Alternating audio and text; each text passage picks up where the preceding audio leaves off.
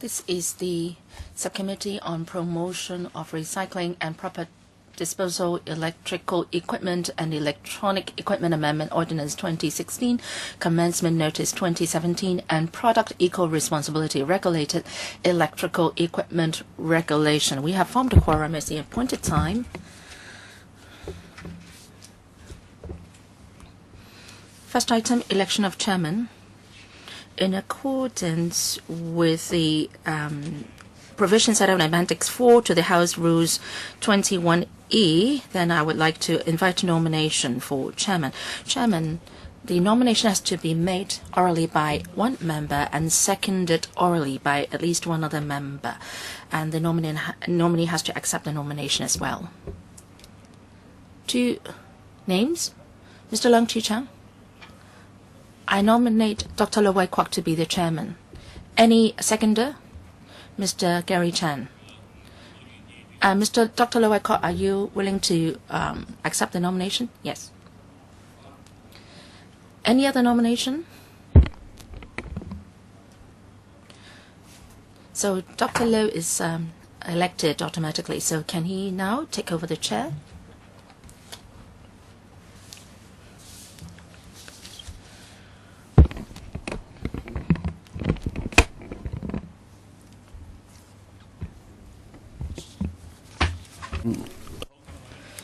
Members, thank you for your support.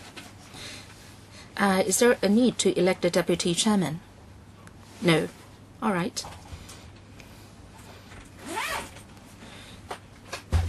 So shall we now invite the administration team to join us?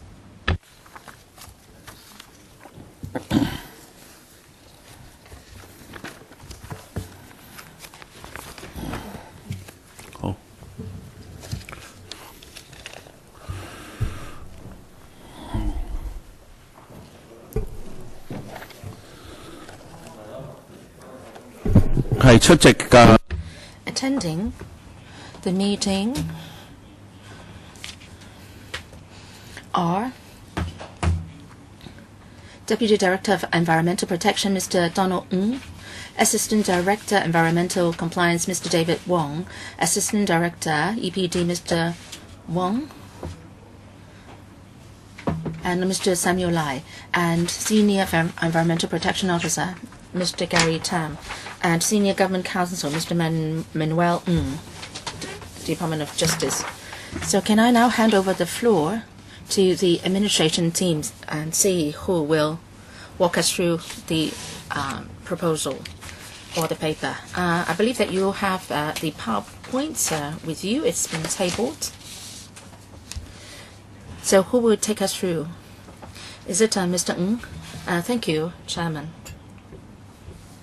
Before the PPT, let me brief you on the subjects to be scrutinized. In March last year, we have passed the enabling legislation to set a framework for the PERO. There are 2 aims. One, we have to abide by the polluter principles to promote recycling of e-waste. Second is to enhance regulation to enhance the standards of the recycling industry. There are several salient points. First, it covers the 4 electrical appliances and computer products, and they take up around 85% of all e-waste in Hong Kong. And in the future, all have to be registered, and they have to make a declaration of returns and pay a recycling fee. And also for these sellers, they have to provide a removal service. In other words, whenever they sell one piece of electrical appliance, they have to designate a collector to remove a similar old electrical appliance and then hand it over to the designated recycler for recycling. Now, once the electrical appliances are abandoned, they are considered as regulated REE, and we will be stepping up the storage, treatment, reprocessing, and recycling of such e-waste to make sure that they are properly disposed, and we want to enhance the performance standards of the recycling trade. Now, with regard to import and export of e-waste, a permit is needed in the future. In January, this year, we have consulted and reported on the progress of our work to the Environmental Affairs Panel, and including the specified matters in our proposed timetable for implementation.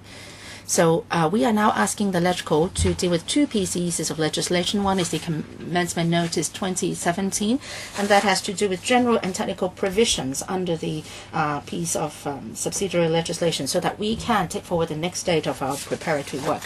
And also subject to negative vetting,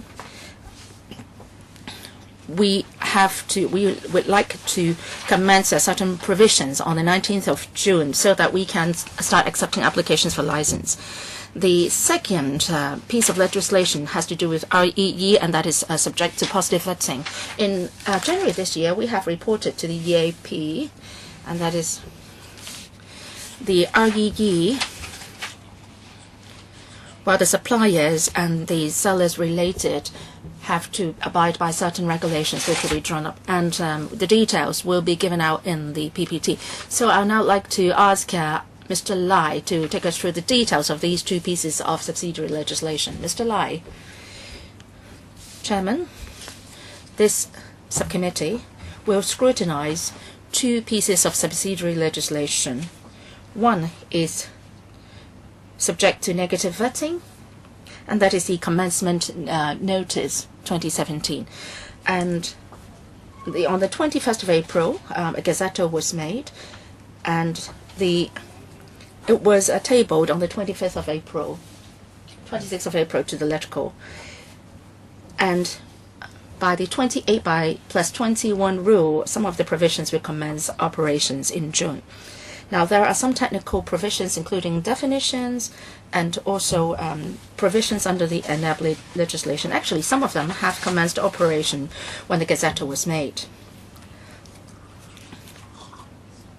There will be new provisions for license applications under the enabling legislation. So by the 28+21 rule, these provisions will come into operation on the 19th of June. The second piece of legislation, subject to positive vetting, this subcommittee will be scrutinizing this piece of legislation. So the Director of Environmental Protection has withdrawn the notice to be given. He will wait for the results of the scrutiny work before we take the work to the next stage. Now, for these two pieces of subsidiary legislation, they are to support the Principal Ordinance, which was passed last year, and that has to do with the Product Eco-responsibility Regulated Electrical Equipment legislation. Now, every year we have 70,000 tons of e-waste being produced in Hong Kong. Around over 80% of them are being exported to other places for resale. They have not posed a heavy burden to our landfills. However, in the past few years, in the international arena, the relevant regulations have been tightened up. And in the long term, we can't depend on exports to deal or dispose with our e-waste. We have to have our own ability to deal with these e-waste. So going by the polluter pays principle, we will implement this scheme. So we want to turn waste into assets, and these e-waste will be properly treated and will not be dumped into landfills. Now, in 2010, we released a consultation paper, and there was some time when we collected public opinion. And by the end of 2011, we announced our future development directions covering two aspects. In the Eco Park, the government will be building a treatment facility to provide capacity and the technical expertise to dispose of such e-waste. And there are some regulatory measures in relation to the producer responsibility system. And in the first quarter of 2015, we got the funding from the Finance Committee, and we did an open tender exercise, and ALBA IWS was awarded the contract to design, build, and operate the facility. And now works on building the facility have commenced. And in March 2016, the enabling legislation was passed by the LegCo. Now let me tell you the latest progress of the recycling facility. In January 2016, Alba IWS has completed the design, has commenced works. And in December 2016, the treatment facilities, part of them have been completed.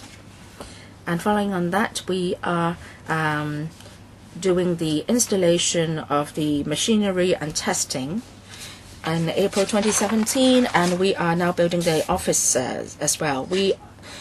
If everything goes smoothly, around summertime, the facilities will be completed as scheduled. So in terms of treatment facility, we are ready and all geared up to implement the plan. Now, with regard to the enabling legislation, the law that has been passed by the LegCo covers two aspects. One is at the upstream, with regard to the 4 electrical appliances and the computer products, including air conditioners, refrigerators, washing machines, TVs, and computers and other peripheral products. We will be we'll be having regulations to collect them.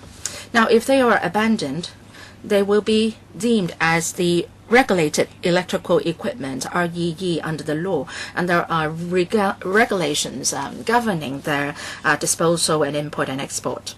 At the upstream level, we are amending the Product Eco-responsibility Ordinance, PERO, and the suppliers must get registered and have to be paying a recycling fee and submitting certain returns.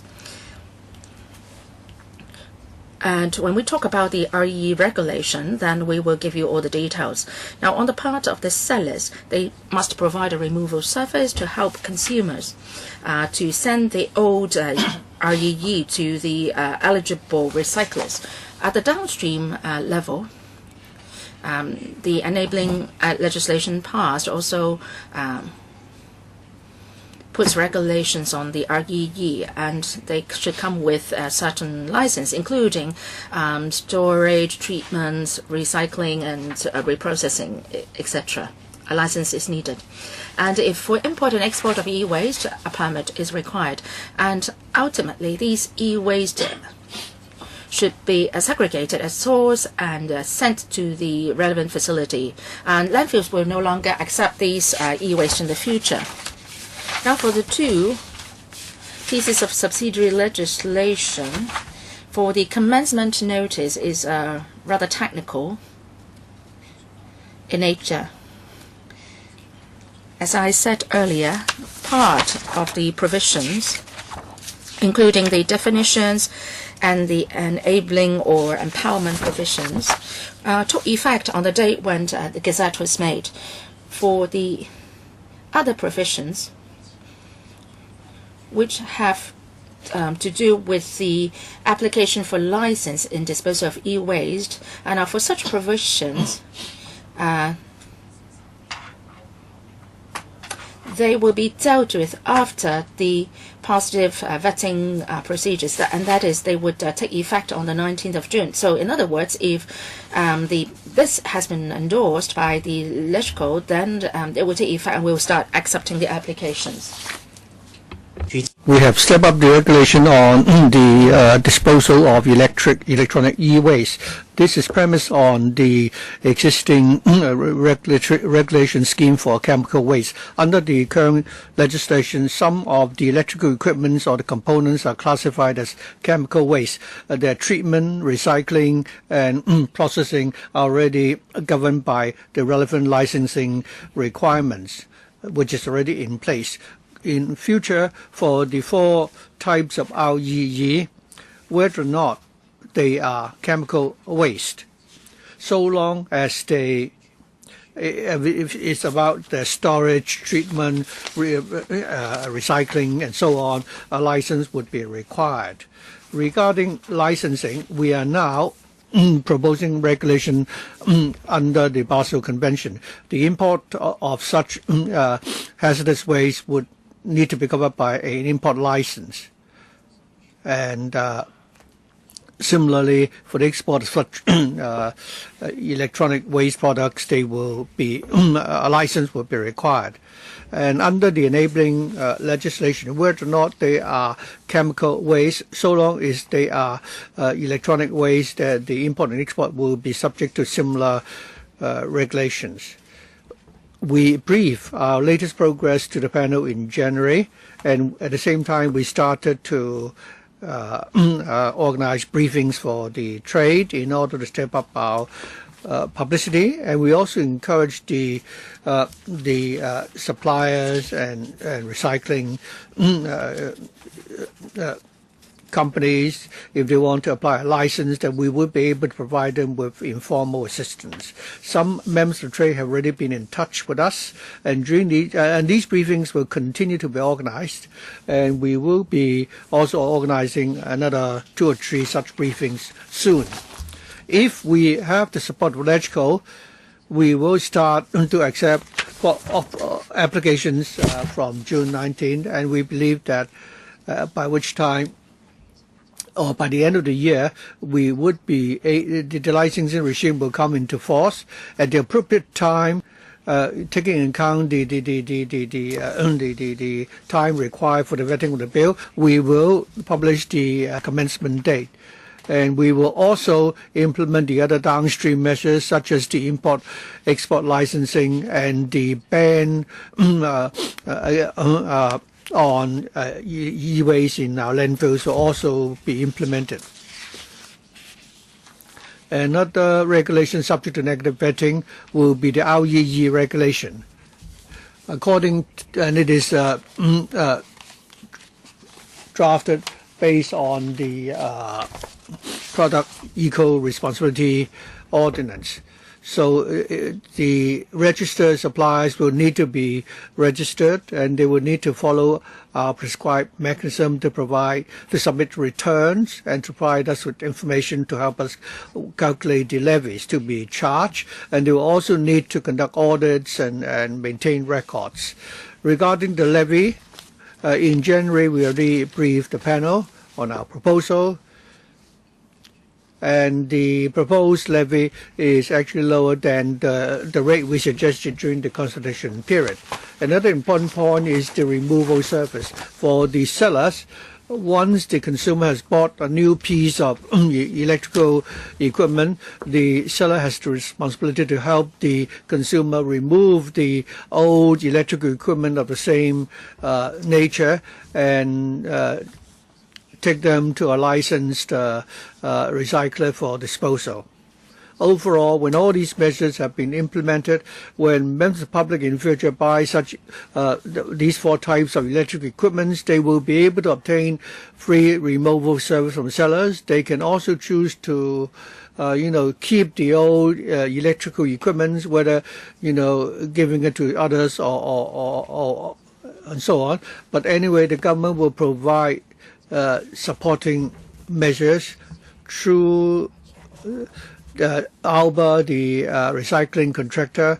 They will have an hotline to provide information to help the consumers arrange for the recycling of such electrical equipment they want to dispose of. The law also provides for the need to have recycling labels, so to help consumers identify such electrical equipments which are subject to regulation. So there will be a recycling label which will be distributed to the consumers. The sellers will need to stipulate in the invoice certain stipulated prescribed wordings to the effect that such electrical equipments are governed by the Product Eco-responsibility Ordinance. As with the other downstream measures, we will be organizing briefings. For example, this afternoon and for the next few weeks, we have scheduled a few briefings for the trade. After the enactment of the bill, we will also be engaging consultants to help the sellers, register so that they will be able to comply with our regulations.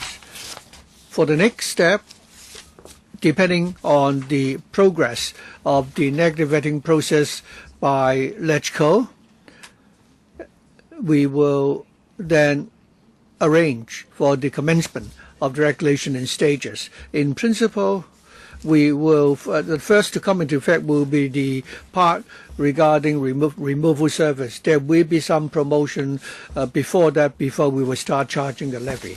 Thank you very much. Members, before members ask questions, I would like to tell members that, as we've heard in the presentation, this subcommittee will at the same time look into the we're charged with the commencement notice of the LEE regulation and also the Product Eco-responsibility LEE regulation. And these two regulations have already been approved by the House Committee. So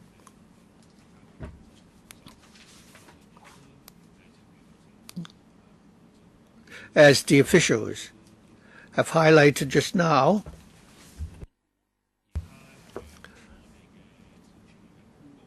the notice we need to deal with will follow the negative vetting procedure, whereas the regulations will be subject to positive vetting. For the second part of our meeting, we will need to deal with the question of the scrutiny period, and we will need to submit. We apply for an extension from the Council. We can deal with that later on, but for now, let's go into the questions by members first.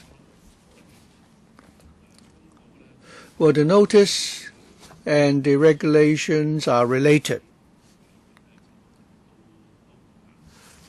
And I don't think we should confine our questions to either one because the two are interrelated. So there may be other members joining us later, although we don't have many members present here at the moment. But let's first set the time limit to 5 minutes per member first. Mr. Charles Mok. Chairman, I'm concerned about these 4 types of electrical equipment. I'm worried that for the last year or two, many computer companies have told me about the operational problems that they will encounter. I believe the Bureau and the Department are well aware of that. In principle, of course,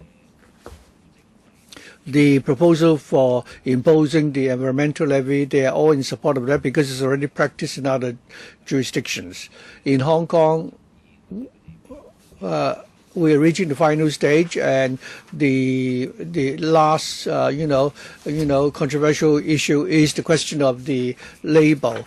I understand that last week some of the computer vendors have to send representatives from Beijing and the U.S. to come to Hong Kong to participate in the discussion. The government will be requiring a label to be affixed to the designated computers and other electrical equipments.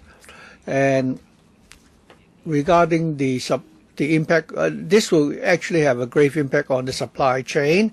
Not only would it increase the production cost, even the logistics suppliers are saying that it will be very difficult for them to comply. We must understand that for such products, compared with the 3 types of electrical equipment and other white goods, they are very different in nature. On the one hand, there is no need for delivery. The consumers can buy the products and take them away from the shop themselves. And the recycling cost is relatively low, but the volume concern is huge. I believe there will be more computers being sold than refrigerators and TV sets. So those in the trade, especially the logistics industry, have raised many proposals. For example, in other countries, and same in the mainland, they are allowed to print the wrong labels rather than using the one supplied by the government. And I'm sure there will be ways to verify that these labels are in order they don't want to cheat you out of the $15. And if not, they would like to be given larger quantities of such labels, because the products that they obtain from the manufacturer, before they go to the supply chain, they wouldn't know whether the products will be shipped to Hong Kong, Taiwan, the mainland, Southeast Asia, or where else. That's what, but the Bureau now apparently is refusing to accept these proposals. So they're very concerned. So perhaps the officials can tell us whether or not there is any room for you to consider, acceding to their demands. Director. Thank you, Mr. Mok. In working out on the implementation details, we have been engaged in dialogue with the trade, and we are well aware of the concerns. We know that the computer manufacturers may have some views regarding the proposal for fixing a label. Let me first explain what is the purpose of the label. Basically, as we all know, in future, after we have implemented the scheme, we need to inform the consumers that this is a piece of electric equipment which will be subject to the payment of, a recycling levy. The label serves to advise the consumers that such a levy has been paid. And in the future legislation and regulation, this will be part of the the label will be a statutory document. One of the proposals from the supplier is that they could perhaps produce such labels. And we have great reservations about this proposal because it's difficult to determine the authenticity of these labels. Because these labels have their own identifiers. So if different producers come up with their own labels, we believe this will be quite operational. This will cause difficulties. Mr. Mok also said that if the trade cannot produce their own labels, could the government provide more flexibility and give them more labels so that they have more room for maneuver? I'm sure this is an area where there's room for us to further discuss with the trade. They also have suggested that they will work with us regarding the arrangement for the distribution of labels and how many labels they will be given. Thank you. Follow up regarding the labels. In many countries, the producers are allowed to print such labels, but I'll be brief, Chairman, although I've overrun. I believe that the practice in other jurisdictions are similar, and the pirating, measures or anti-forgery, measures could be implemented. At least you should allow, you should be willing to give them a larger number of labels so that they have a buffer. So that just in case if some of them have been shipped to Southeast Asia, they will still have enough. So I hope you will, in the forthcoming meeting with the suppliers, try your best to adopt an open mind.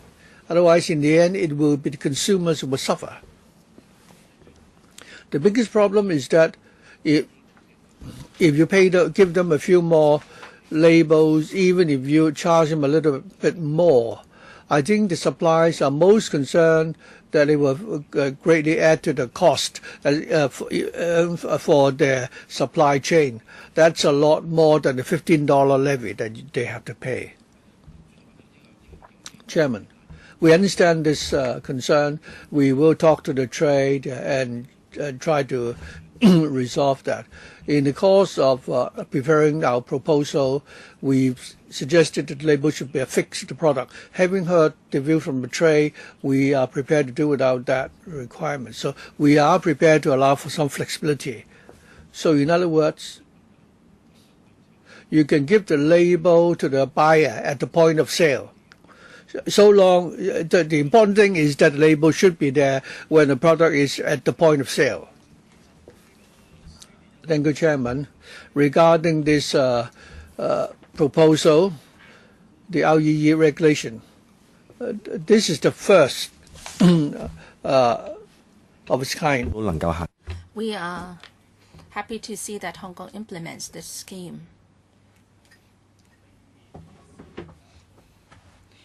To avoid the public misunderstanding and that is I have already paid for the cost, and they can continue to consume and buy new products and replace old products continuously. So even if the scheme is implemented, the government must do more public education work so that the public will understand that this e-waste will have an impact on our environment. Second, for these 4 types of EEs and computer products, are they durable goods? You want to cut down on e-waste, but then maybe some brands are not very durable. They have to be replaced once every year. So it's not a problem on the part of the consumers. It's the manufacturers who are problematic. And as a result, the e-waste is being produced because of these substandard products. So what can we do about that? Can we share the responsibility in some way to reduce e-waste? Third, we are very concerned recently about personal data privacy, and your scheme covers computer products. What measures do you have to allay the consumers' worries that when they hand over the computers, that the data will not be at risk? So we must reassure the public. And also, the scheme should cover around 80% of the e-waste. But what we are concerned is whether we would cover mobile phones in the future. Will that be the next step forward? DD, on the question of computers, to make sure that the information therein will not be leaked, I can defer to my colleague to supplement. Now, on publicity and public education, I totally agree with what the member said. After we've rolled out this PRS, we would not like the public to have this misunderstanding that as long as they pay for the fee, then they would replace their products frequently, and it's okay for them to do so. We would strengthen our public education on that aspect. Now, based on the progress of the scheme, we will launch different public education exercises. We want to make sure that the public, on the one hand, understands how the PRS works and how they can dispose of the e-waste properly, and at the same time, they should know that they should reduce waste at source more. So we would incorporate the members' comment into our future public education work.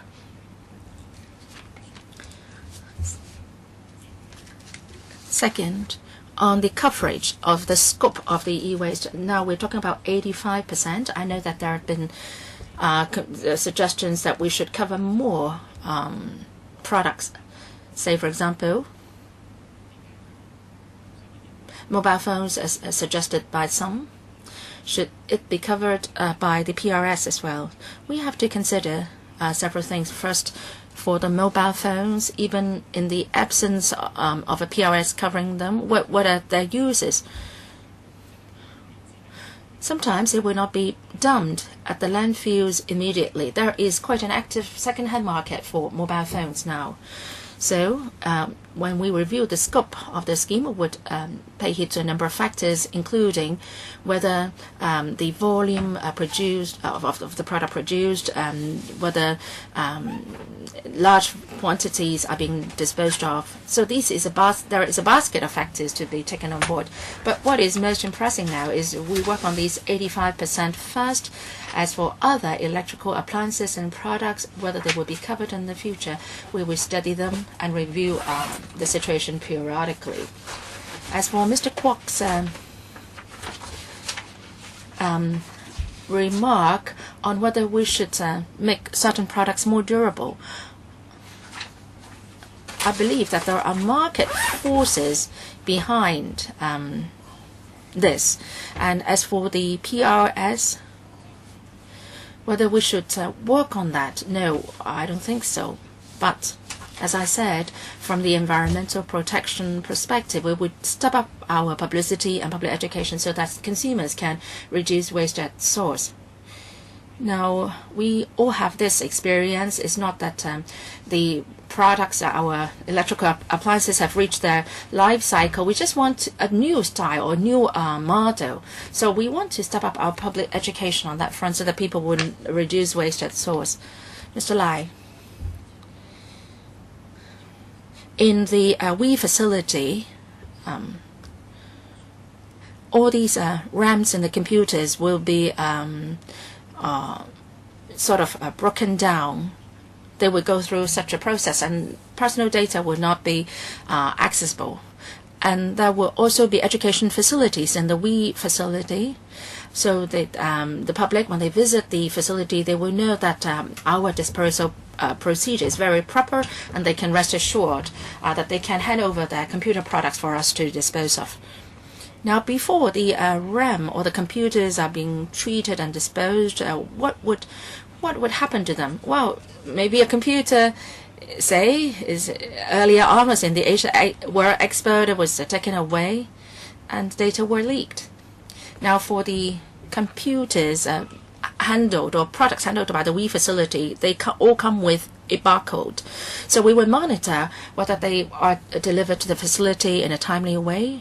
Now, on the removal service, one of the regulations is that when the collectors collect a piece of say for example computer, they should deliver the electrical appliances to the recyclers within a reasonable period.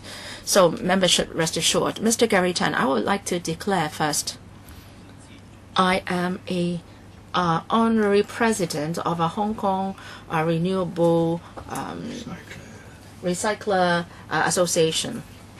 So the members are recyclers. Mr. Chen, so you are honorary post, right? You don't have a direct or indirect pecuniary interest in that, right? Yes. I would like to seek a clarification. Now, we are working on this regulation. In the House Committee meeting last Friday, there is also a piece of legislation relevant to this regulation, which will be scrutinized by the Subcommittee. Are we talking about these two pieces of legislation mentioned in the HC last Friday? Yes. Yes, we are working exactly on these two pieces of legislation now. For the commencement notice, well, some provisions took effect on the 21st of April, some others on the 16th of June. So can the legal advisor or the clerk tell us? Now we are scrutinizing the appropriation bill now, and after that comes the private column barrier bill. Would it be the case that we can't make the extension of the scrutiny period and then these two pieces of subsidiary legislation will automatically take effect? Okay, as I said just now, in the latter part of the meeting, we would be discussing the extension of the scrutiny period. We need to do that because indeed,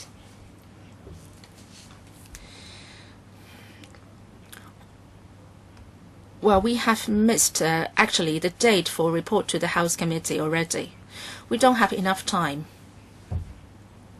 to do our work because we are talking about an expiry date on the 24th of May.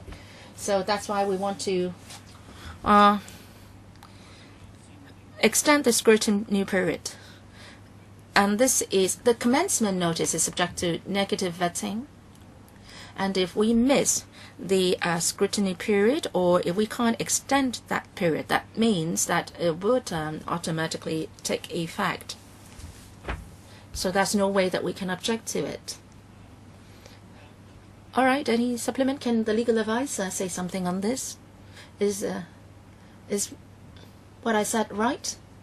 Yes, the chairman's is basically right. For the commencement notice is subject to negative vetting. If we can extend the scrutiny period, then that's good. But if we can't do that in the full sitting, then we can't extend the scrutiny period. Then we would be going by the 28+21 rule, and I'm sure members are familiar with it. So it's similar to other subsidiary legislation subject to negativity. So after the scrutiny period has expired, then the legislation will take effect automatically. So I would like to find out if we can't make the extension, then the provisions to take effect on the 19th of June will automatically take effect. Is that right? We have to make an application for extension. So can the legal advisor or the clerk clarify whether there is a chance for us to make that extension application?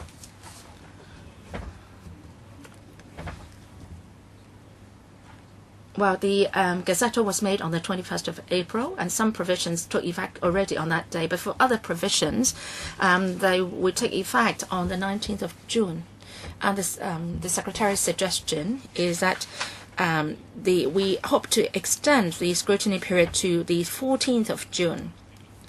And we have to report to the House Committee on the 2nd of June.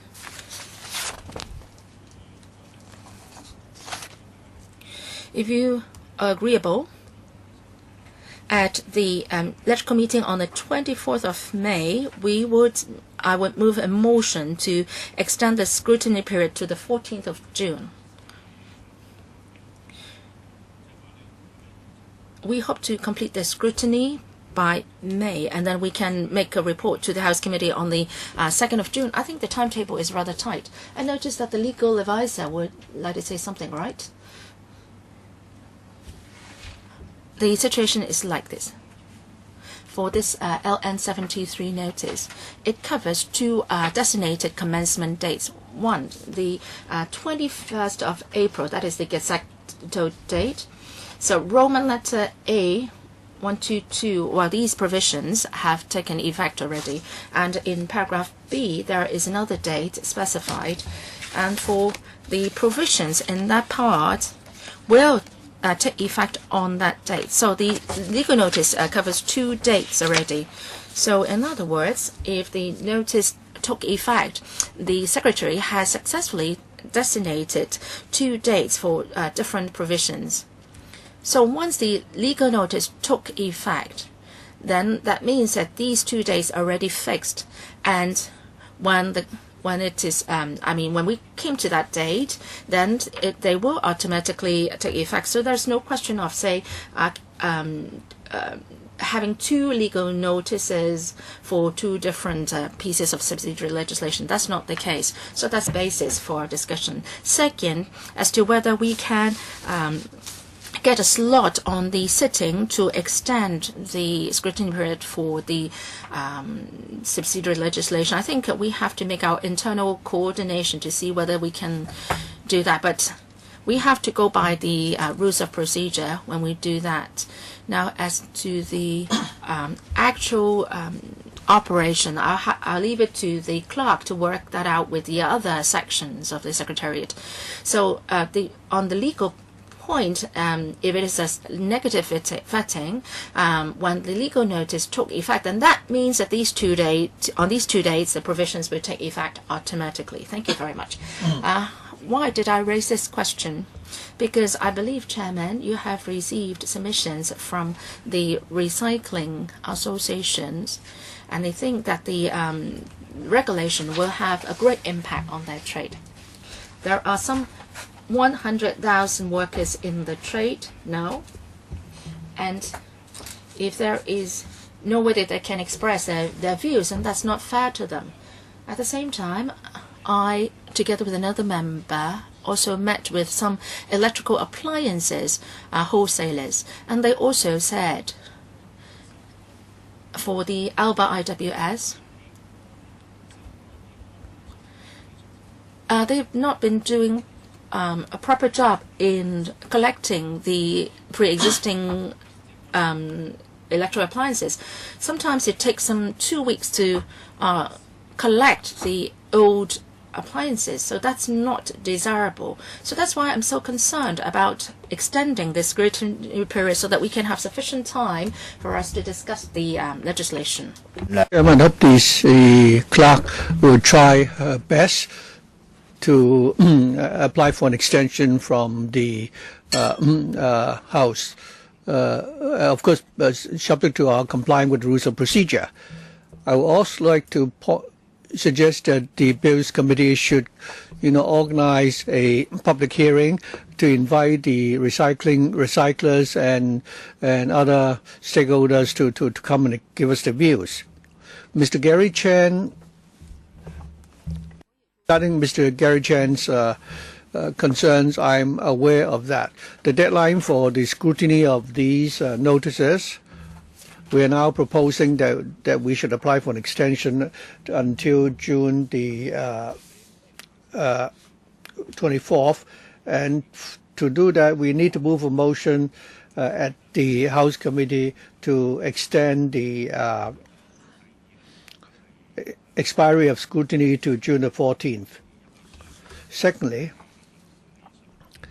although last year we enacted the enabling legislation, in fact, whether it's the notices and the regulations that we discussed this morning, they would need to be, set under such a framework. And given the enabling legislation during the public consultation and our scrutiny of the bill then, we had already explored many of the operational details. So in the enabling legislation may not include such details, but I'm sure that the minutes of our previous meetings would have recorded such discussions. So when we are now scrutinizing the regulations now, we would make reference of our earlier discussion on the topic. So we've explored this when we dealt with the enabling legislation. It doesn't mean that the public will not have a chance to discuss these notices. I've talked to the clerk, and I think the earliest we can have a public inquiry about the 23rd of May. We have a tight schedule. Even if we can successfully apply for an extension until the 24th of May, we still are facing a very tight schedule. Next, Mr. Jonas Ho. We will deal with the question about the date of the hearing. Mr. Ho. Thank you, Chairman. I also like to declare that I'm also a member of the Association of Recyclers. Anyway, I have some connection with that association, but I do not have any direct or indirect pecuniary interest to declare. It's a voluntary service. Regarding this bill, I understand that the effective date, the first effective date was the 21st of April. There will be sections 1 to 9. They will come into effect.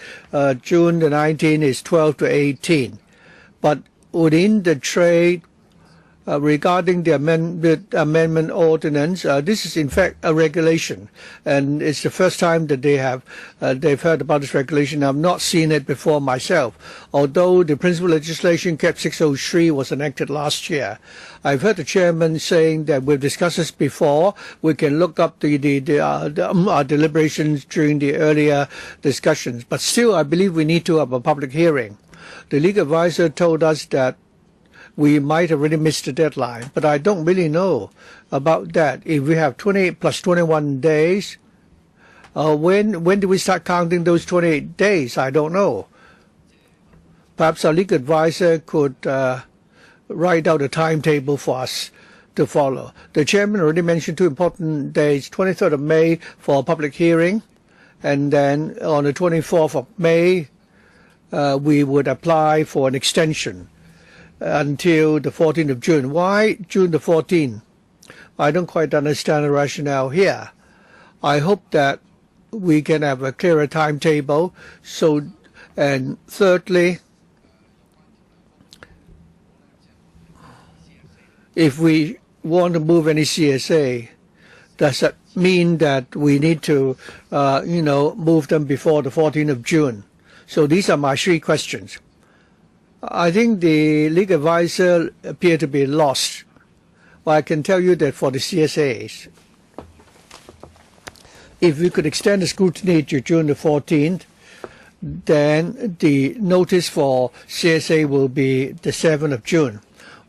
Yeah, I need to know the date very well. I thought that it was the 14th, but now I understand that it's the 7th. So the deadline for CSA is June the 7th. Perhaps our clerk can also elaborate on the timetable.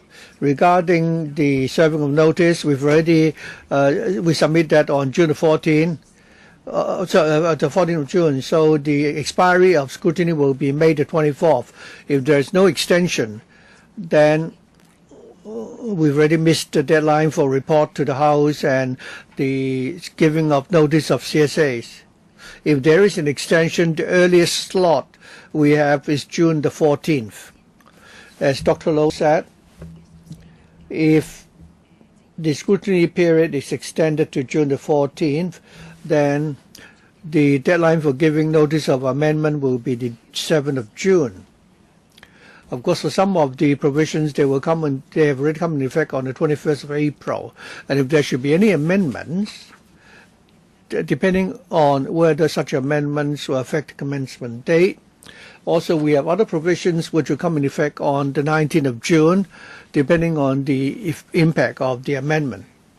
In other words, it would appear that we now have a technical and legal issue. That is, during the extended period, so we need to serve notice for our CSA on June the 7th. So it would involve Section 129, which came into effect on April the 21st. There might be a problem there. For the second part, if we're talking about the commencement of CAP 609, Section 11 and to 18, if we want to move any amendments, we cannot do it later than June the 7th, right? Yes. It's subject to our able to get the extension. Of course, we apply for the extension on the 24th of May. If that were granted, then we would need to submit notice. Deadline for notice of CSA is June the 7th. If we don't get the extension, it will be the 17th of May. That's 7 days in advance, right? So May the 17th will be the last day. Today is the 16th of May. So it really is meaningless. Mr. Ho, I think this is a scenario which is quite common in this council. So very often you would notice that we need to apply for extensions. Well, at least I'm grateful for the chairman for giving us his timetable. We will try our best to fight for an extension.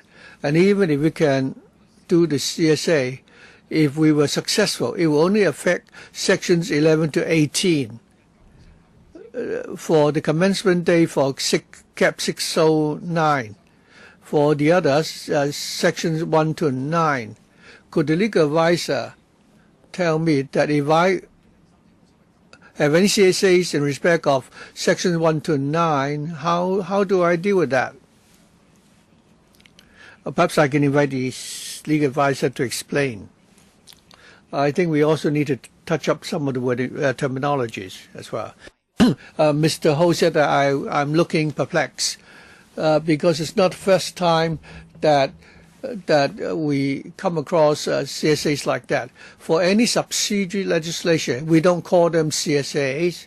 It's just a motion to amend the subsidiary legislation according to our rules of procedure and Cap 1 of the laws of Hong Kong. And that is what. So how would you call that if they're not CSA? We just call it an amendment, a motion to amend the notice. It's a notice of amendment. It's the amendment of a bill. When I heard Mr. Ho mention CSA, and so I was looking lost for that reason. I'm sure we all know what we're talking about. It's just the whether we're using the right terminologies or abbreviations. I'm sure the legal advisor knows what we mean, that we're talking about the deadline for amendments. Right. Any other questions? Mr. Gary Chan. To follow up on Mr. Ho's point, if we move a motion on May the 24th, The agenda for May the 14th would include the columbarium bill and the motion in respect of Dr. Chiang Chung Tai. So where should we place this motion? We have two very controversial items ahead of this one, so it's very likely that we will not be able to move this motion on May the 24th. In that case, we cannot extend it to June 14, and the notices would come into effect automatically. And this is what we are concerned about. That is whether or not there will be an opportunity for us and the public to express their views and for members to move amendments. So I'd like to ask the clerk, where will we be placed, on May the 24th? It will be after the government bills. It will have to wait after the appropriation bill, the private columbarium bill, and the Inland Revenue Amendment bill have been dealt with beforehand. So my understanding is that if members will want to move any amendment, it's not very likely that they will succeed because we have a very tight timetable. Well, perhaps after the meeting, the clerk will need to look into that. It's a technical issue. Of course, we don't want to miss the deadline for the scrutiny of the notices. Yeah, we certainly, need to deal with that. After clearing the issue regarding timetables, I'd like to ask some questions regarding the policy directions. In the government's paper, we understand that the government has set a WE facility operated by Alba, and they are now building the facilities which is due for completion in summer. Could the government tell us for this WE facility, will it be dealing with the PCBs collected by the collectors? Because there are very stringent regulations regarding the handling of these PCBs. How do they deal with these PCBs? Do they shred them? And after they've been shredded, would they stay in Hong Kong or would they be exported? Other than Alba, do we have in the market any other treatment facilities treating such WE products? Every year we have 70,000 tons of WE materials. I don't think Alba can undertake to treat all of them, and if not, then are there other facilities as well to help? Thank you, Mr. Chen. First of all, regarding the WE treatment facility and the process by which they will break down these WE products, for example, the PCBs. What we do now and what this facility will do in future is that they will collect all 4 categories of WE products. They will process them, you break them down and turn them into recycled materials. As far as for PCBs, I understand they will dismantle the computer to the state of the PCB, and they will not further break up the PCBs. As to how they will handle or dispose of these PCBs, I'm sure I think they have a project to send these PCBs to another facility for recycling. So that's what they will do. Mr. Chen is also concerned about the Alba's capacity. As I explained earlier on, every year the volume of WE product is about 70,000 tons in Hong Kong. 85% will be would be these 4 types of electrical products, and I think these facilities can handle at least 30,000 tons. If necessary, we can expand the capacity. If we can indeed generate a lot more WE products. But other than this facility, we understand that within the trade, there are other facilities that can treat these electrical waste products. The DD said that then there are other facilities which can treat these REE. Can you give me the figure, the number of such facilities? So can I go on? Yes. In the PowerPoint on page 23, In fact, I have set for some REE distributors. Well, the paper says that the collection should be done within a reasonable time. But then the distributors say that such a requirement is too vague, and Alba said that it will take, say, 2 weeks normally for them to collect the REE. So can you tell us exactly what you mean by reasonable period? Is 2 hours, 2 days, or 2 weeks, or what? Can you be specific? Mr. Chan referred to the timing. We signed a contract with this facility. It will provide removal service for various sellers, and they should provide the service within 3 days. Whether it's the manufacturers or sellers, those in the trade, when they clinch business deals with Alba, they may have different views from Alba's. But our requirement on Alba is that they should do it within 3 days and not 2 weeks. On the number of facility or recycler facilities in the market which have the capacity to deal with the REE, and I think, well, in fact, we have been discussing with the trade, and we are encouraging them to come forth to make an application. And hopefully the license can be granted to them in the future. So far, we have received around 10 applications. Now, whether they can meet with the licensing requirement, we still have to look at that. Next one, Mr. Wang Ting-Kwang. Thank you, Chairman. The administration talked about the agreement with Alba, asking them to collect the REE within 3 days. Is it a requirement or a request? If it is a requirement, then they should do it. Now, if it's just merely a request, then they may not be able to comply. For many REE sellers, they have told me that the discussion with Alba didn't go that smoothly.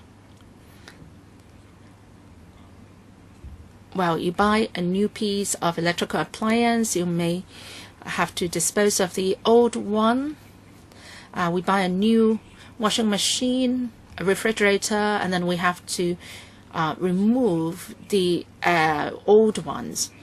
Definitely. So if the electrical appliance is not removed immediately, then that creates a lot of troubles to the consumers.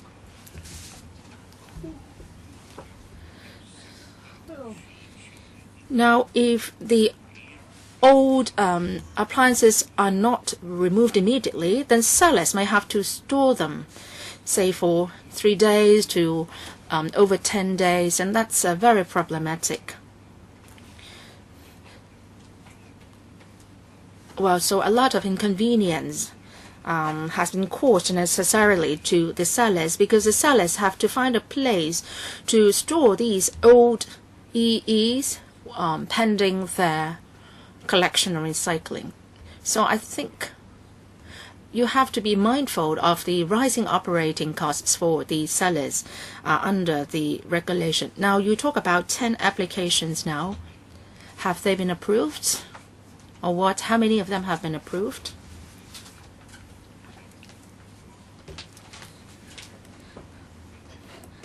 The sellers are looking forward to your expeditious scrutiny of their applications,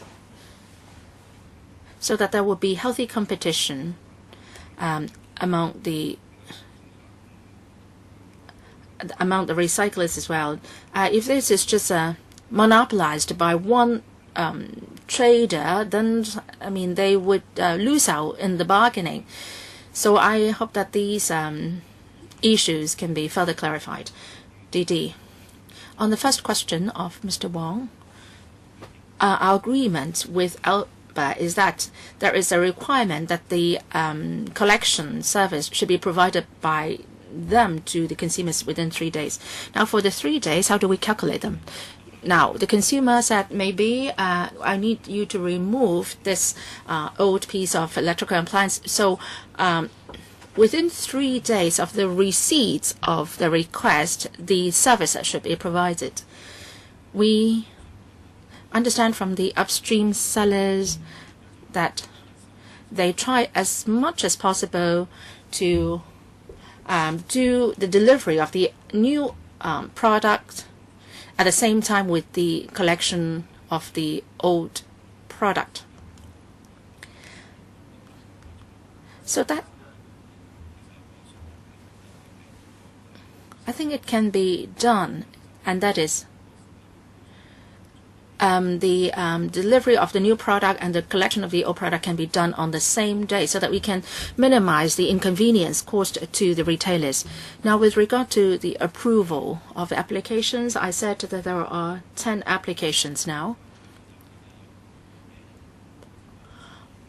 We mentioned about this commencement notice.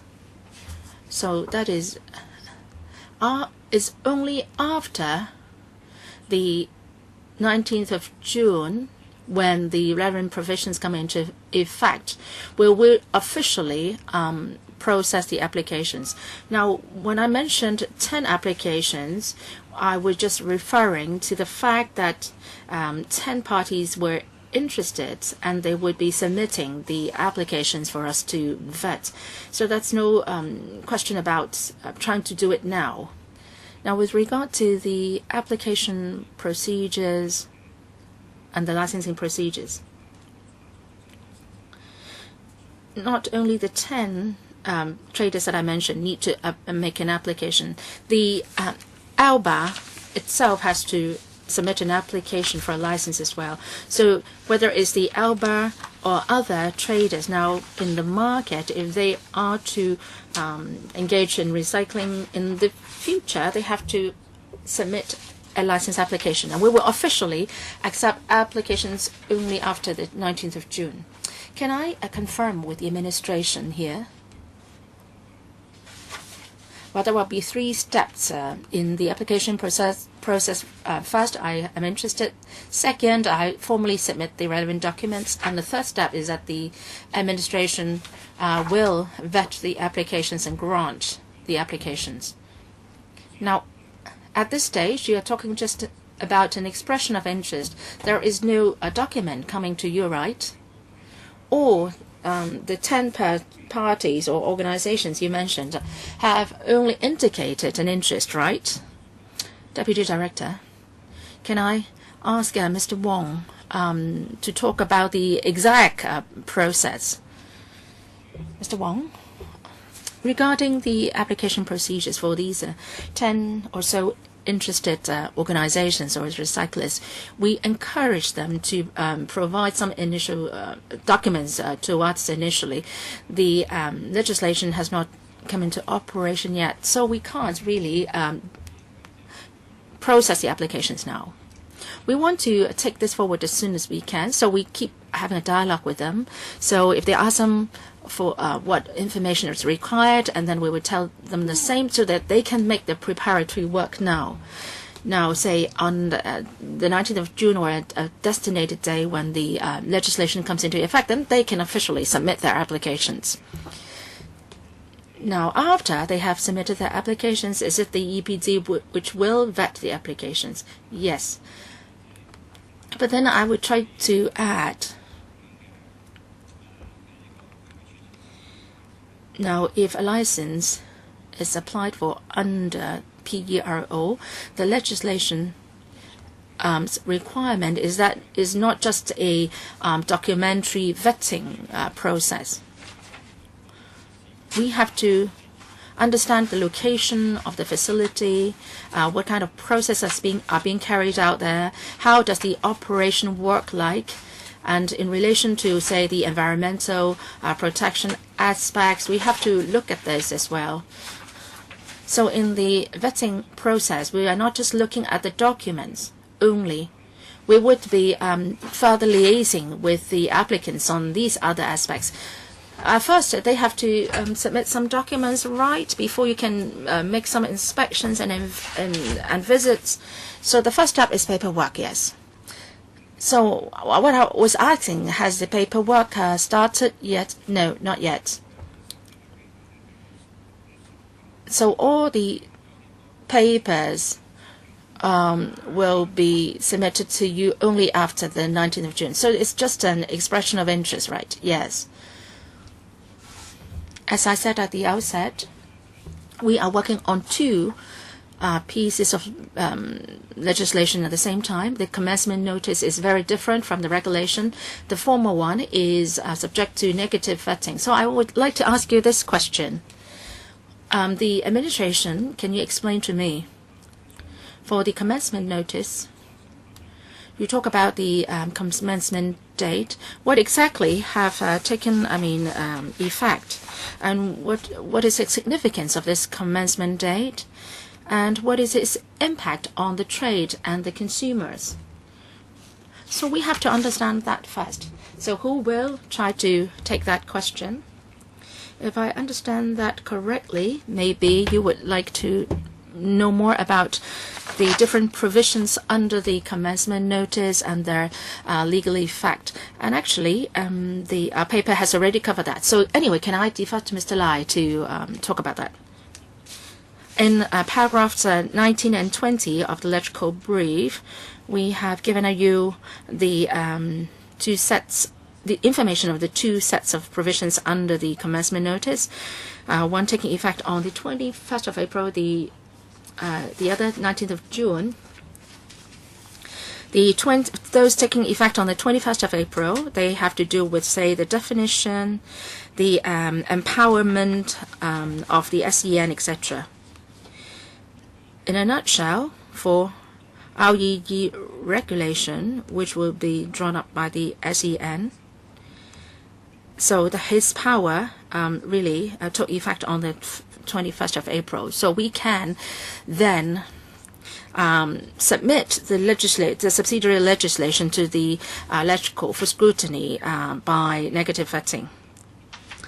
And these are preparatory provisions. We can't actually implement the regulation going just by these provisions. Now, for those taking effect on the 19th of June, they have to do with say, the licensing provisions, so that after the 19th of June, we can officially accept license applications. As what Mr. Wong pointed out, we are now communicating with the trade, and after several briefings to be held, we expect that there will be further inquiries and more traders coming forward to get information and submit papers to us. But it will only be after 19th of June that we can allow the traders to fill out the application forms, etc. So it will only be after the 19th of June can we give an official reply to the or response to the applications.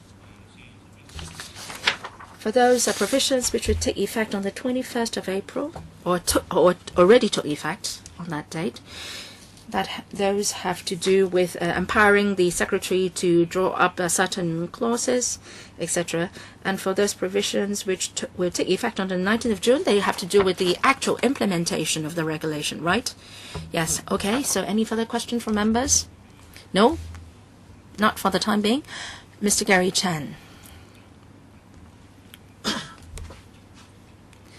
Well, let me flip through my paper.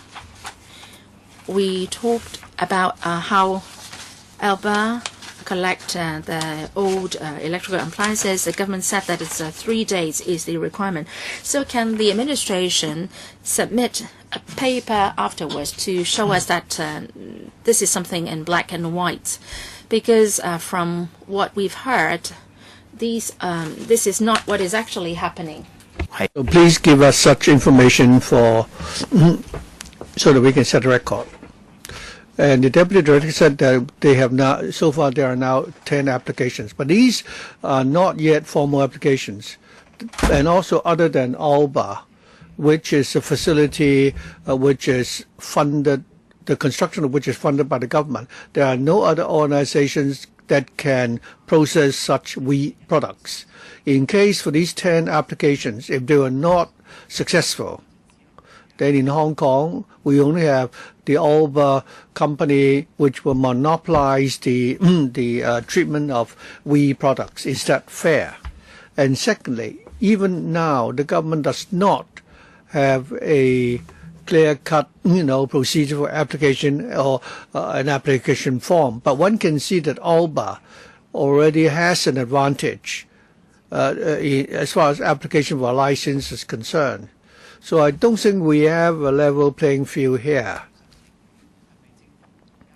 So the government provide us with some information to tell us how they plan to let these operators in the market to apply for a license, so that these recyclers would know beforehand, because this involves a question of fairness. In future, if Alba is not able to cope with these wheat products, the government said that the public can take them to the eco park, but I don't think they are. We have these recycling, depots in some of the districts, and how can the consumers deal with these wheat products? Do they have to keep them at home for a few days? To answer Mr. Chan's question, let me say first of all that the 10 we refer to the 10 applicants. We need licensed recyclers to deal with these wheat products. We must have a licensing regime. We know that 10 companies are interested in applying for a license. But since we don't have the provisions in place yet, so in reality, basically in the market, there are other recyclers which are already processing these wheat products, except that they don't have a license yet. We said that once the licensing requirements come into effect, 10 have expressed an interest to apply for a license. But it doesn't mean that we don't have any recyclers working on these wheat products already in the market.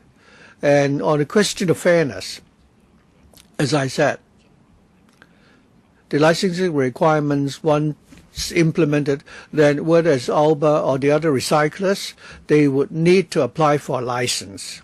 Alba at the moment, of course, they don't have a license yet because the application has not yet started. We also hope that for the recyclers who are interested in the recycling of the 4 types of wheat products, they should apply to us for a license ASAP. And even though the application we do not accept, haven't started to accept application yet, but during the past period, we have been consulting with the trade to let them know about the licensing requirements. We've also encouraged them to, if they have any questions, to approach us. For example, we can advise them how in future they're going to apply for the license and what are our requirements. And it's not just for Alba. For all the existing recyclers, we have been in dialogue with them. Mr. Chan mentioned the 3-day requirement with Alba, that we require them to provide removal service for consumers within 3 days. We will provide a paper for members on this point. Chairman, follow up. The Deputy Director said that they now have a dialogue with the trade. They are discussing certain standards and what are the licensing requirements and so on. For such standards and requirements, could you give such details to the Bills Committee? Deputy Director? Actually, our principle is that, the overriding principle is that we want to ensure that in the recycling process, we would comply with all the environmental requirements so that all the wheat products could be, disposed of properly, and we would also like to enhance the standard of the trade. Based on that principle, we have put forward different requirements. For example, in the work process, they might certain pollutants might be generated or pollution might be caused, and we hope that they will ensure that they will comply with the requirements of the relevant, legislation which tackles pollution. And recycling, regarding the recycling ratio, we hope we to be able to achieve the target of 80%. That is the amount of WEEE products collected and the materials to be recycled. We are aiming at a figure of about 80%. We only want to ensure the facilities will operate safely. Regarding the building structure of the facility, fireproofing, standards and so on, we will have such requirements for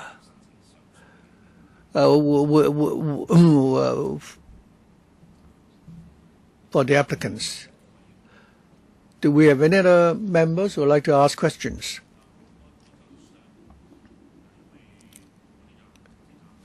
Now, on the 23rd, we've tentatively, set that day for the hearing. And even if we can successfully obtain an extension on May the 24th, we still have a very tight schedule ahead. So today, I would like to use the remainder of our time, that is if there are no objections, to go into the clause by clause of the bill. There are two parts.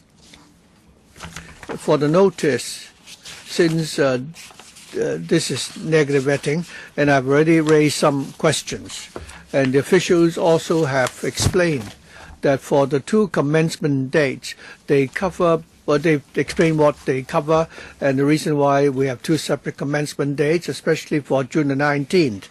That would be the date for the commencement of applications, so it's a very important date. Why don't we ask the officials to go into the cross-by-cross scrutiny of the notice together with members? Well, just now the legal advisor also said that there are sections A and B of the notice in respect of two groups of provisions, that is the provisions of the enabling legislation. Two commencement dates are proposed for Group A. It would be the date of gazetted. The second one is the 19th of June. For provisions which came into force in April, 21st of April, they are technical provisions which lay the ground for what we will do at the next stage. In paragraph 19 of the Let's Go brief, we've already explained the contents of these various sections. For example, the short title, arrangements for commencement, definitions, and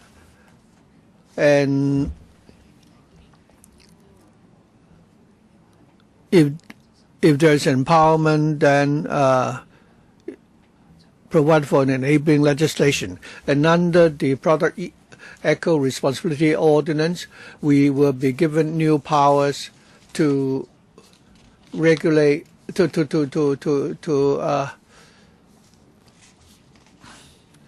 have the REE in force, and the Director of EP has already drafted the REE regulation for electrical scrutiny. That's Part A.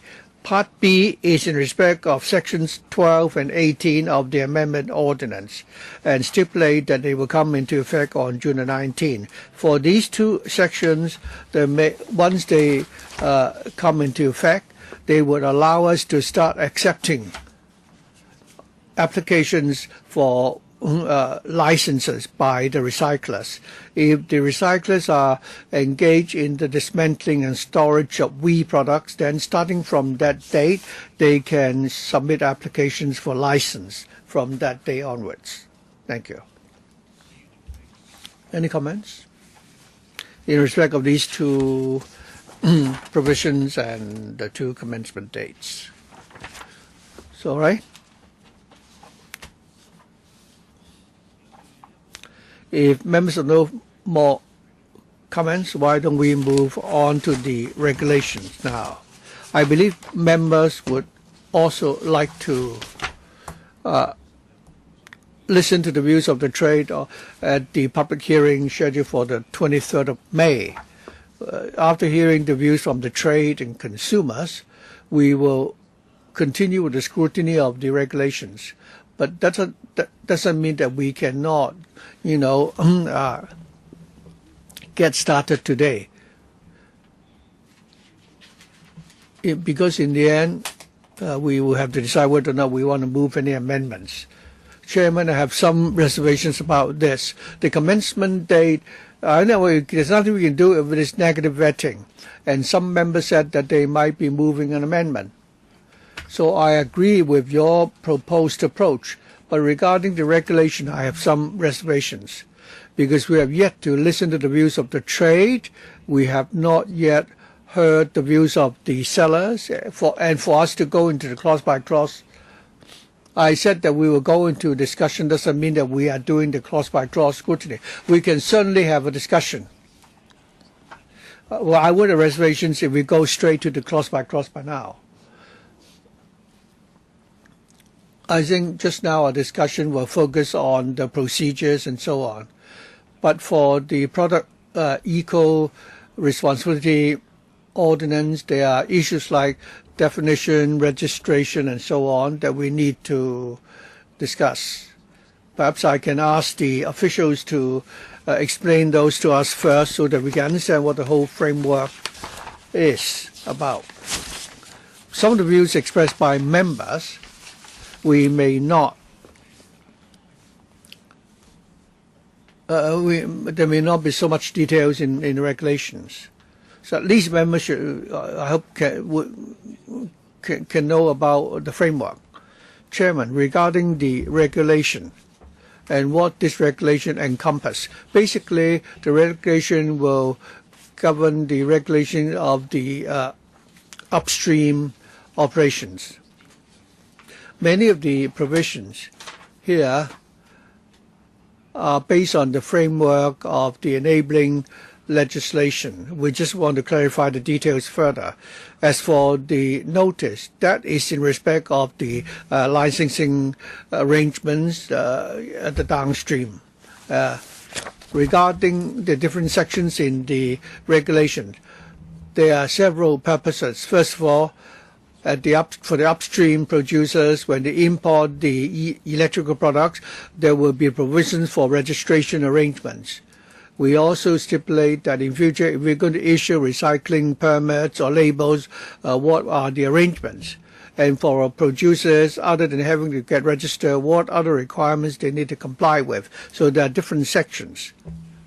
Chairman, if you allow us to go into the different sections, we may not need to go into clause by clause now, but we can explain the contents of the different parts for members. Mr. Lai. Thank you, Chairman. For the REE regulation, we need to amend the Product Eco-responsibility Ordinance, and we need to look at them in parallel. For the Product Eco-responsibility Ordinance and the enabling legislation which has been enacted, what are the requirements at the upstream? For the suppliers, the ordinance requires them, first of all, to be registered. And we've already laid down the registration procedure. After getting registered, they will, for regular electrical equipment that they distribute in Hong Kong, they will need to submit periodic reports. We would prescribe the procedure for the filing of reports and the contents of such reports. And also for the registered supplier, we stipulate how much levy they have to pay. And in the regulations, we also have stipulated the different types of REE and the different levels of levies to be charged. And also what are the procedures for the payment of such levies. Regarding the payment of levies, these will be paid on a quarterly basis, and the registered supplier will need to conduct an annual audit. And the regulation also stipulate the contents of the audit. And in the audit process, we found that the supplier is generally in line or comply with the ordinance. What will happen, and if there is overpayment or underpayment, how would that be dealt with? So all this is set out in the regulation. For the RLE regulation, it also stipulates that the suppliers should keep certain records. And the information required in the record is also set out in the regulation. On the supplier's part, so these are more or less the requirements. And parts 2 of the REE regulation cover all the parts that I have talked about. First, let me talk about the registration process first. It's a very technical process. The applications should be made in accordance with the prescribed forms of the government. And the application is free of charge. And the EPD will, in accordance with the submitted information, make a judgment or decision. And in sections 4, we say that there are 2 types of registration. One is ordinary registration, and the other one is short-term registration. At the Bills Committee stage, it was mentioned that, say, there may be exhibitions and activities in the Convention Exhibition Center. So some members have asked, is there any regulation under the law for these exhibitions? And in actual operation, we see that there may be suppliers who are operating on a short-term basis. So if we go by the established or of the regular mechanism or of reporting on a quarterly basis, that would be too cumbersome for them. So that's why we have this short-term registration arrangement. There are certain requirements on these short-term registration. Is that one is that they will operate for not more than 30 days, and they will give rise to the liability to pay a recycling levy not exceeding $20,000. If they meet with these requirements and they are judged as or considered a short-term registration, there are some exemptions or waiver arrangements. Another noteworthy point is that we require suppliers to submit quarterly returns. All registered suppliers should submit the quarterly returns on the same dates, cut-off dates falling on the 31st of March, 30th of June, 30th of September, or 31st of December. So they have to submit the relevant information on the designated dates. And based on that, we would determine the recycling levy level. And we'll ask them to pay the levies. So this is a part on return. So I'll see if members have any questions. Mr. Ted Hui. Thank you, Chairman. You referred to the short-term registration arrangement. There will be certain exemptions and or waivers. Would that be any loophole? And that some companies may try to break down their supply arrangement into short-term supply periods, and how would you monitor that situation? Generally, suppliers have to submit quarterly returns and to do an annual audit. But then for short-term registered suppliers, they are operating for not more than 30 days. So we're asking them to submit a whole term, a return for a whole period. Say if they operate for 2 weeks, and they should have to submit a return covering these 2 weeks. And also for the waiver is on the annual audit. we expect that the recycling fee for the short-term registration will not be too high. So if they have to do an audit, then the audit fee will not be proportional to their business. So if the recycling fee does not exceed $20,000, then they don't have to do an audit of their accounts. So this kind of arrangement is suited for those who come from overseas and stage a short-term exhibition in Hong Kong. So, but for supplier who is working in Hong Kong, then they will have to go by the established mechanism. And I don't think a lot of local suppliers will do that. So we don't see a loophole in that respect. Okay, so can you go on, please? Now, after the registration, in Part 2 of Subdivision 3, we talk about the various responsibilities of the registered suppliers. And this includes making available the recycling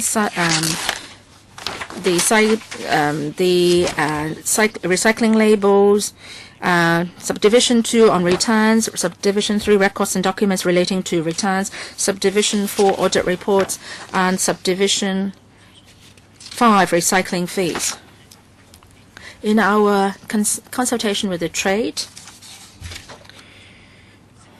we understand that the trade doesn't want the labels to be affixed to the products.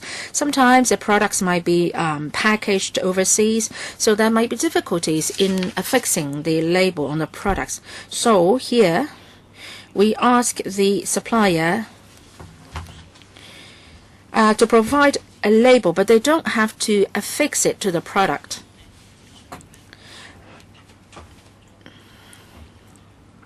What we are asking is just that.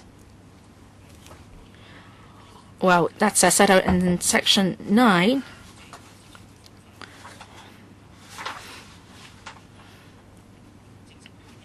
The label must be provided not later than the taking of actual possession of the regulated electrical equipment by the person. So there is a certain flexibility in that. Some suppliers may affix the label to the product, the packaging, or put it inside the packaging box, or separately to the person. And so that's great flexibility in that. So the trade can do whatever they like based on their actual situation. Now, returns. As I just said, I have talked about the cut-off dates.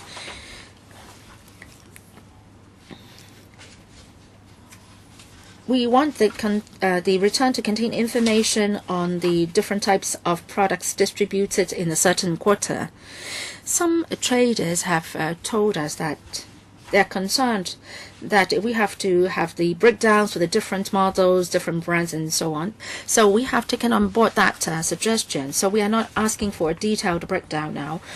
All they need to do is to say how many TV sets have been distributed in a certain quarter, and that should suffice. And the trade welcomed that arrangement. And on the label, the number of label used in the quarter, how many have they collected, how many have they distributed, all these have to be set out. Now, Subdivision 3 has to do with record keeping, and that covers receipts and other documents to facilitate our inspection and visits. We must be provided with sufficient information to ascertain the exact number of products distributed, number of labels given out, etc. There is a similar arrangement or similar provisions in other PRS schemes and their relevant legislation. Audit reports. We are asking the auditor to provide input on a few aspects. They should be given out comments, and that is for the audit year, including the 4 quarterly or returns, they should check on the number of REE, the number of labels, and the records, and so on. They should make sure that these are returned based on the REE regulation. So as long as they can provide input or advice on those aspects, their report can then be submitted to us. So in the audit process, we may find that there may be a discrepancy.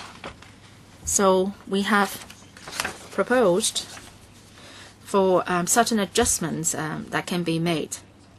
For example, in the return, if there is some items got missed out, so in the next period, the returns can be made accordingly.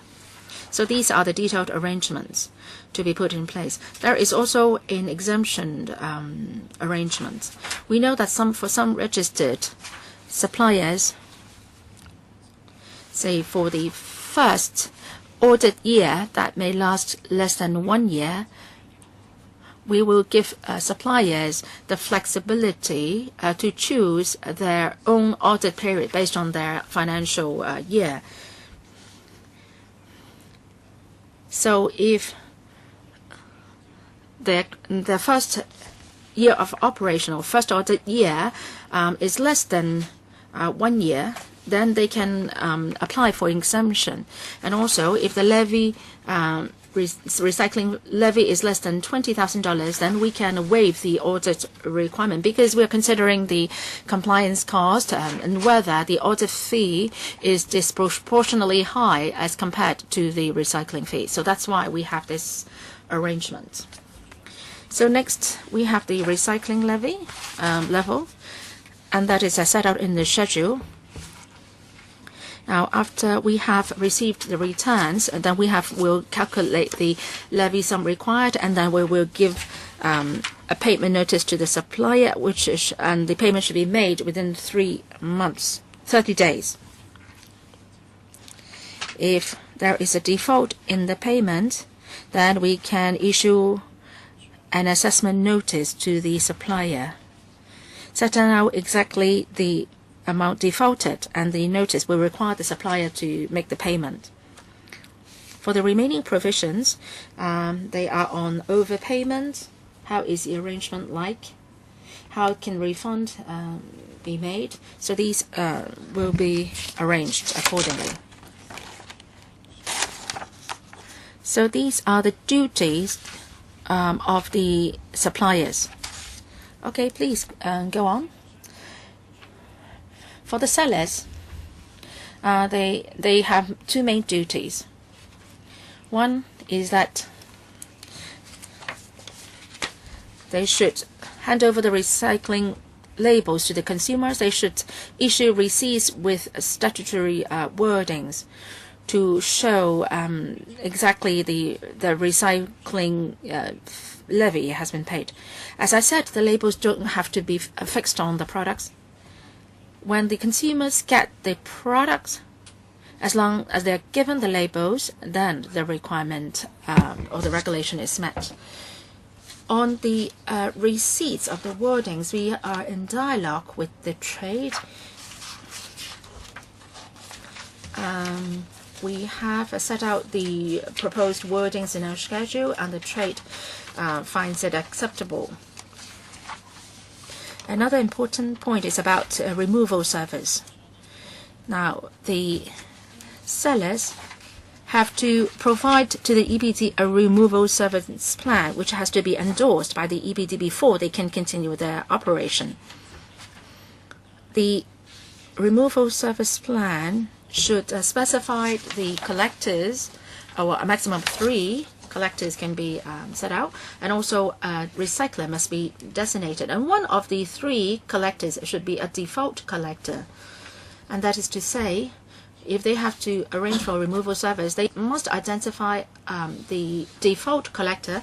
Say if the default collector cannot make the collection arrangement, then there will be backup collectors who will be called to provide the service. So we hope that there will be more than 1 collectors.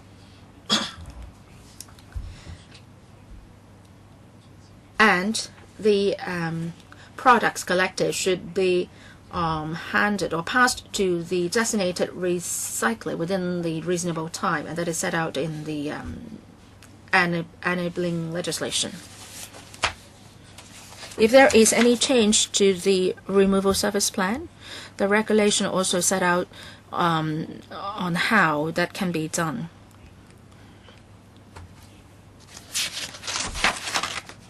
There may be cases where the urgent changes have to be made to the removal service plan. But basically, apart from that, we ask for a notice of 30 days to be given for change.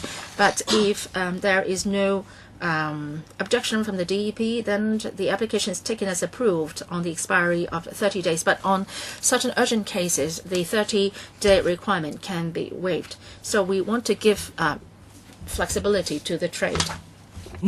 Other than the other arranging for the removal service, they will also need to maintain records so that in the course of inspection they can prove that they have already complied with the requirements for removal service. And the details are already laid down in the regulations. Finally, miscellaneous provisions in respect of appeals and so on.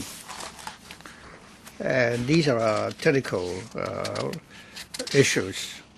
Perhaps, Chairman, that more or less covers all the provisions in the regulations.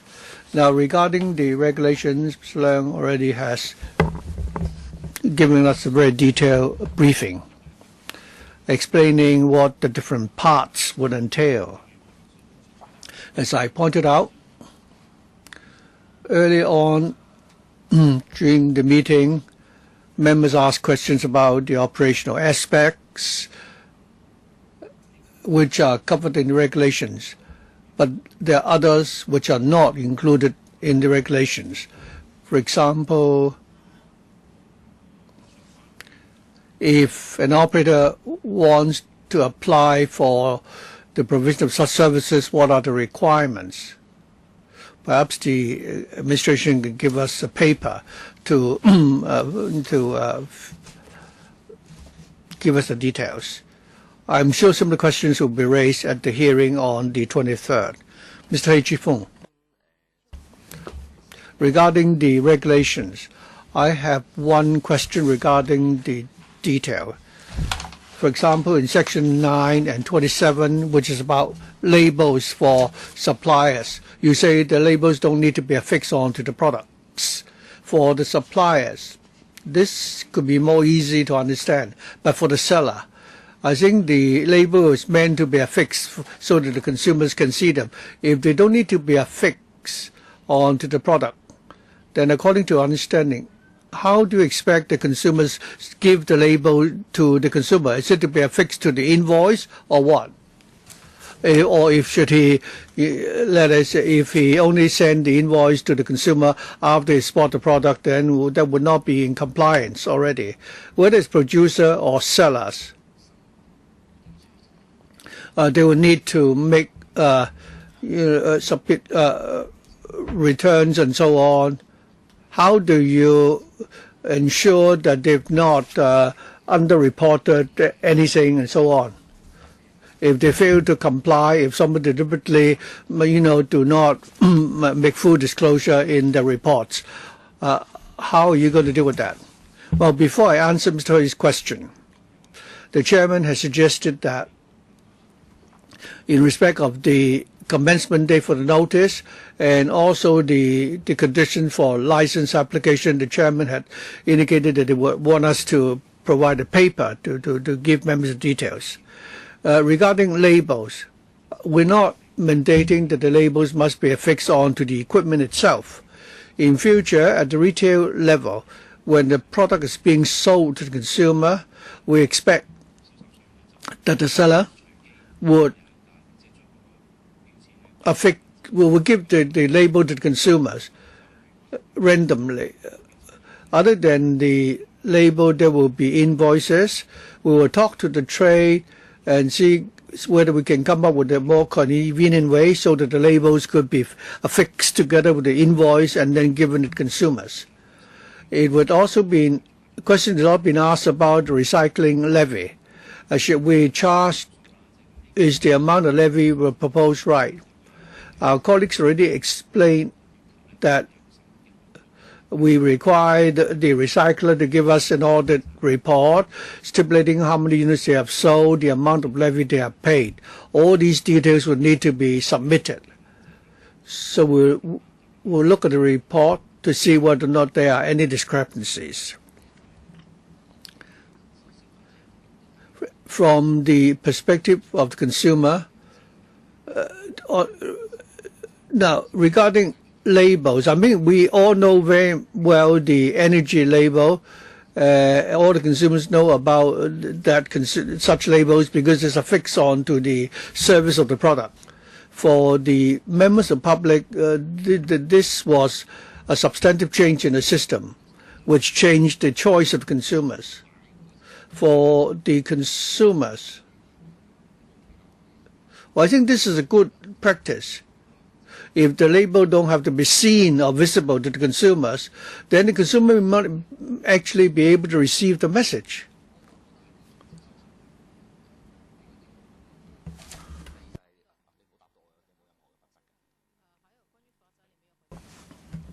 Director, regarding penalties, our colleagues can elaborate on that.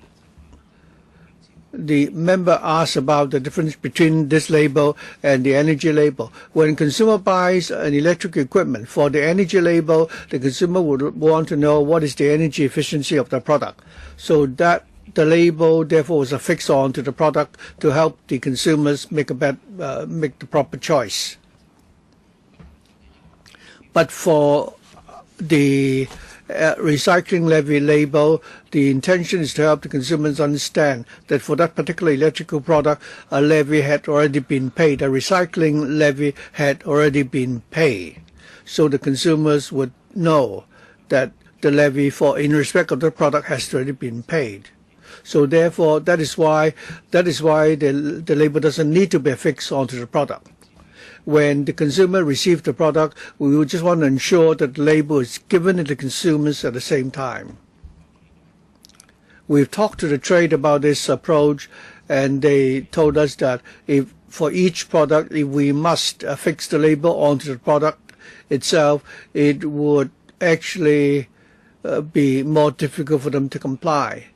We're taking on board such views from the trade. We have now come up with the present arrangement. So the law doesn't require the label to be affixed onto the product. If the product were affixed onto the product itself, consumers may have a clearer idea and they may be able to know for sure that the levy has been paid.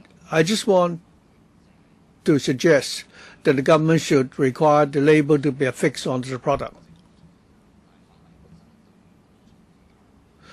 I think public education is more important than here. Well, this morning other members have also expressed the same point, that the label must be affixed onto the product itself. I believe we might need to consider how we can strike a balance here. Well, this morning it was discussed whether or not the label should be affixed on the product, and the trade told us that there will be difficulties. Our present approach is already a compromise. In actual enforcement, we will encourage the sellers to try to ensure that the products will find it easy to find out, make it easy for the consumers to know that the levy has been paid. Regarding the retention of records, in the ordinance, it is stipulated that the penalty for non-compliance is a fine at level 5. Regarding whether the label can serve to remind the public about the free removal service, the law requires the seller to inform the consumers that the law has already prescribed a removal service.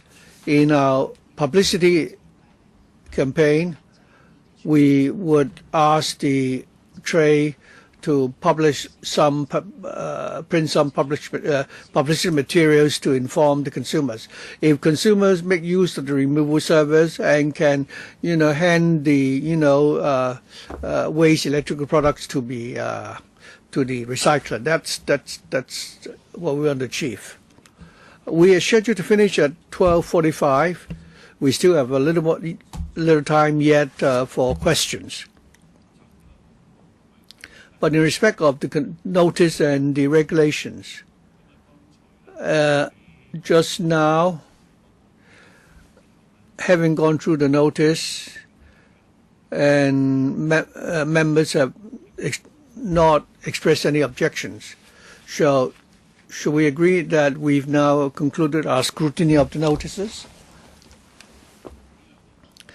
Because these 2 dates are very important. The 21st of April already empowered the Director of Environmental Protection to submit the regulations for our scrutiny. And secondly, June the 19th, that's the commencement date. It's also important because that's the day from which the formal applications can be lodged. When we scrutinize this part, I heard members have no objections. Regarding the regulations, members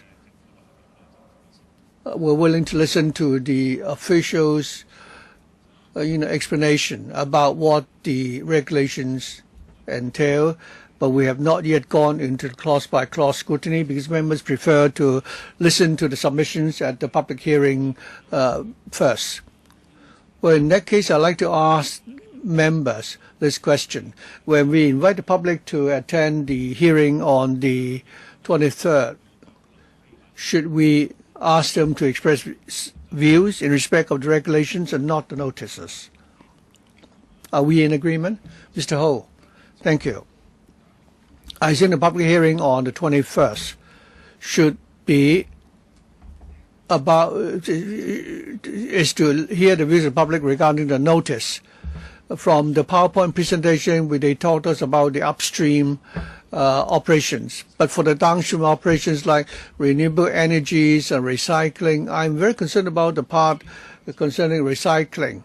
For this part, the regulations will only be coming at a later stage.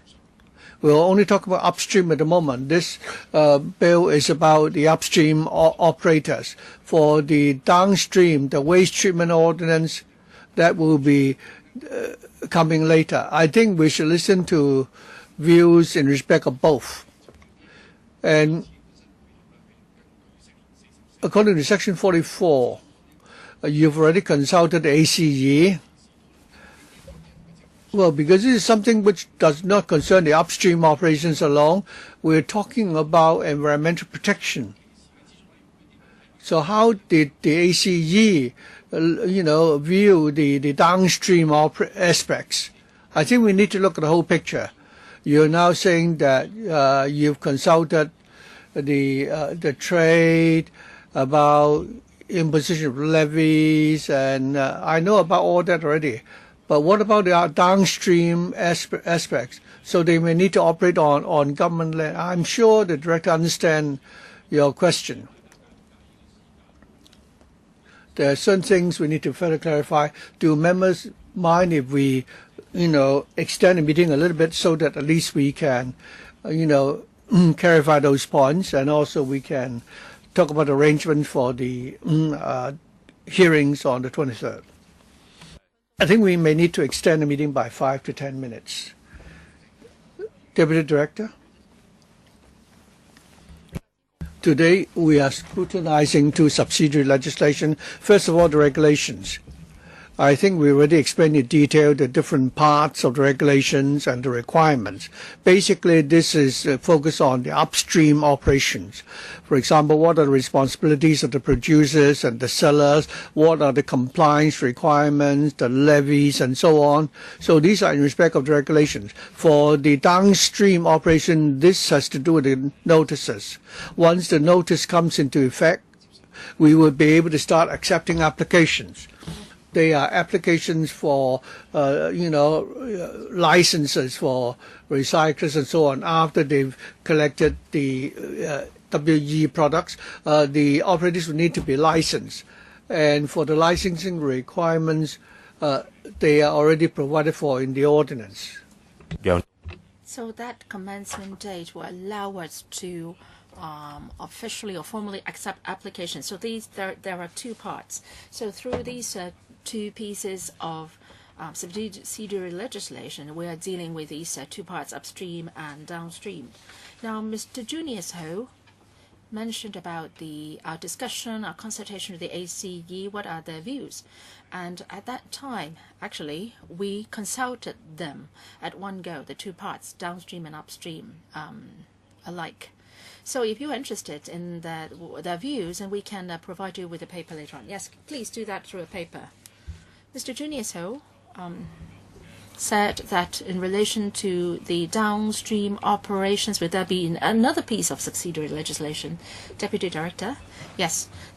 On the downstream arrangement, there will not be another piece of legislation because it actually has to do with accepting applications, and that will be done through the commencement notice alone. So that has to do with the commencement date, right? Yes, can I further follow up? In other words, for the downstream operations, well, the PERO has covered that, right?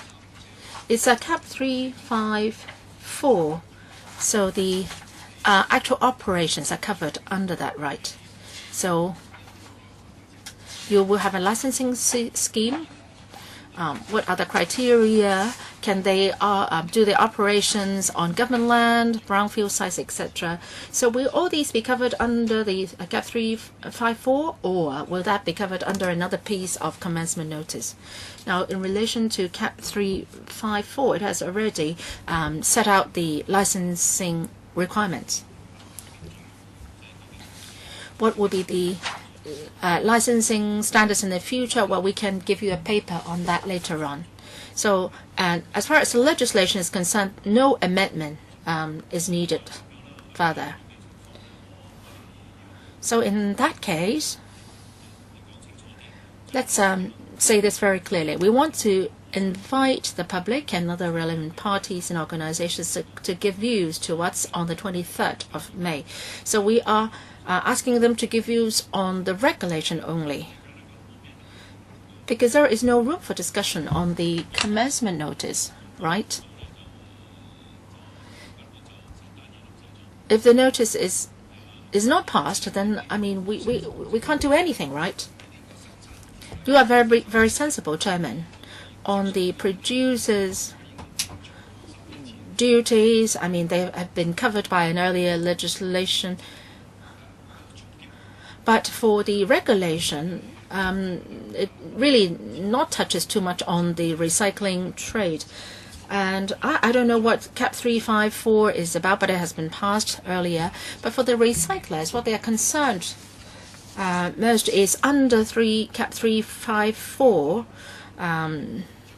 how their operations will be affected. And there will be a licensing system, there will be fees to be charged, right? I'm not clear about that. For the recyclers, I think the two pieces of subsidiary legislation have great impact on them. So for the public hearing, I believe that the recyclers will give their views on the downstream operations as well, and not just the upstream operation. I believe that they will talk about the difficulties in implementing the PRS and how it will impact on the recyclers.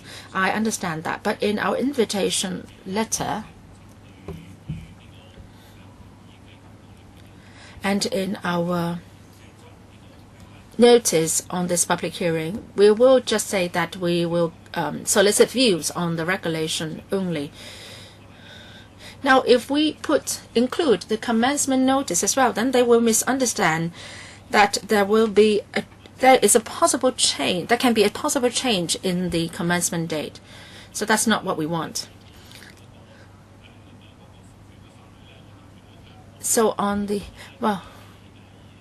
23rd of May, if they talk, or of the deputations talk about the enabling legislation, maybe I will stop them, because the regulations are already sort of set in stone.